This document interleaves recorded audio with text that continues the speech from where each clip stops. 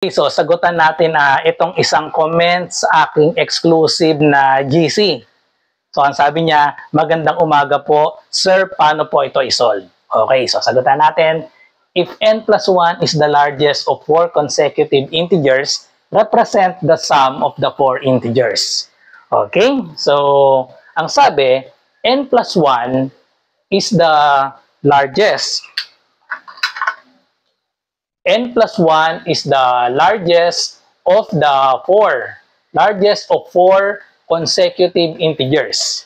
Okay, so yung largest daw ay n plus 1. So, sulat na natin dito agad. So, we have n plus 1. Ito yung largest integer. So, pinag-uusapan natin ay 4 consecutive. Okay? So, kung ang largest natin ay n plus 1, paano natin i-represent yung second to the largest? Okay, at ito yung second largest. Second largest. So, para makuha natin yung second largest, subtract lang tayo ng 1 dito. So, n plus 1, subtract tayo ng 1. So, minus 1.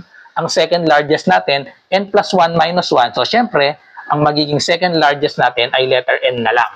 Kasi pag nag-subtract tayo ng 1 dito, makakancel yung positive 1 tsaka yung minus 1. So, n ang matitira. Okay, so yan yung second largest. Ito naman, next naman yung third largest.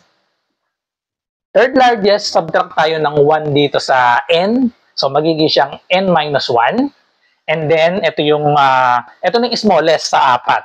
Largest, second largest, third largest, ito na yung smallest. Dahil apat lang sila.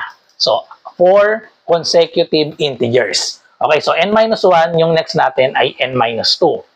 So, ano yung tinatanong natin? Represent the sum. The sum of the 4 integers. So, i-add lang natin itong apat na ito. I-total natin. Pag tapat-tapatin ko, itong letter n dito kung nasa gitna kasi, no, itapat ko lang dito sa n. Okay? So, kunin lang natin yung sum. I-add natin ito. We have apat na n. So, malinaw, yan ay 4n. Sa choices naman, 4n lahat, di ba? Tapos i-add natin itong mga numbers natin. Positive 1, minus 1. Uy, makakancel lang yan. Positive 1, minus 1. So, ang matitira na lang ay minus 2. So, therefore, yan na yung expression para sa sum of the 4 integers. So, the correct answer is letter B, 4n minus 2. Okay, so sana nakatulong ang video na ito. Kung meron kayong math question, i-PM nyo lang po ako sa aking FB sa Messenger, RJ Enseñado. Or i-comment nyo sa video na ito. Bye!